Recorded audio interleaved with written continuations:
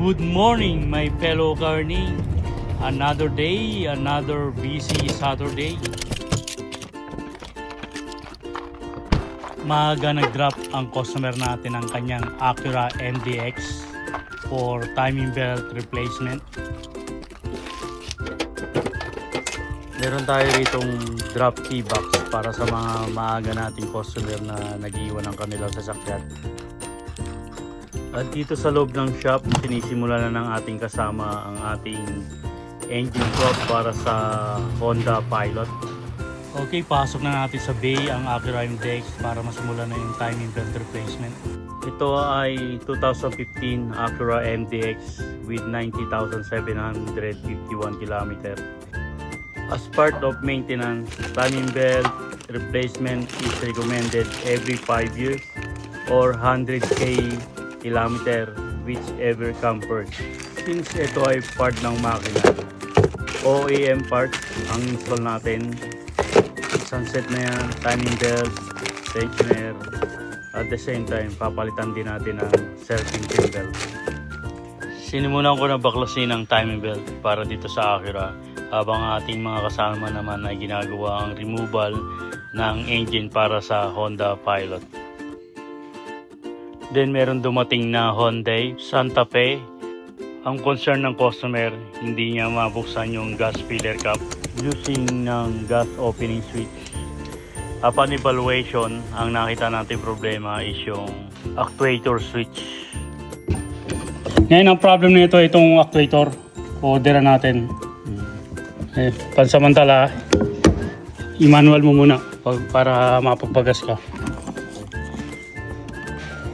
Concern din ng ating customer is yung blower fan noise, which is normal upon checking ng operation ng blower fan motor in different speed setting. Since wala pang available na parts, order muna tayo. Hey, thank you, bossing. Then natin si Sir pag dumating na yung ating parts para sa kanyang Hyundai Santa Fe. 12 o'clock, na-cool down na yung engine para dito sa Honda Pilot. Sa aming procedure ng engine removal, sinasabay na namin subframe. Sa ganitong paraan, mas madali nating i-transfer ang mga component parts para sa replacement ng engine. Ang reason kaya papalitan natin ng used engine, ang problem ng makina nito is burn valve and burning oil. 12:30, puno na yung shop natin. May dumating na Toyota RAV4 for brake pad replacement and Honda Civic for tire leak. So, upon evaluation, ang nakita nating leak is galing sa tire valve.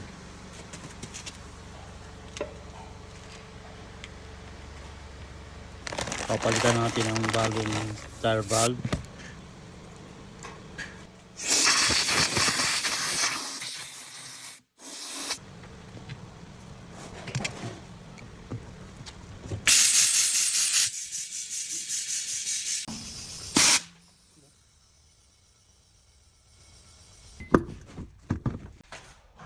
Ang concern ng customer para dito sa kanyang Toyota RAV4 is brake noise.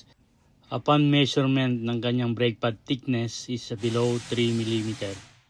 Hindi pa umabot yung wear indicator ng pads sa brake rotors. Set of front brake pads lang yung ating i-recommendang papalitan. Ganito yung brake pad thickness difference ng brand new versus sa worn out brake pads. After completion ng brake pads replacement, huwag kakalimutan yung torque, ang lag nut. Another Honda Civic, may problem sa heating system.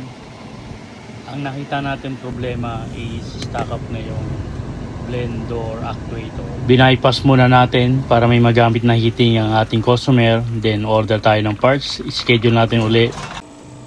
Then merong customer na nag-walk-in today for replacement of 2 tires para sa kanyang Ford Escape. Nilagay natin yung dalawang bago sa harap, then yung luma nilagay natin sa likod. Another customer walk-in para sa kanyang Jeep Patriot for replacement of 1 tire. Another Ford Escape for preventive maintenance, oil change, and palit ng filter. At the same time, nagpa-install ng customer natin ng LED headlight.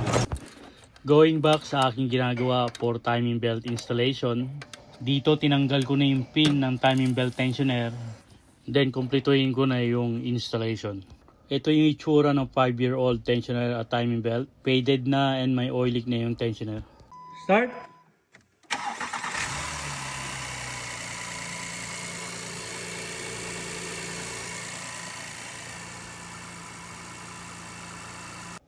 It's been a long day this Saturday. Inabot tayo ng 6 o'clock. That's it for today. Itutuloy na lang natin itong engine replacement sa Lunes. Thank you and see you again sa ating next video.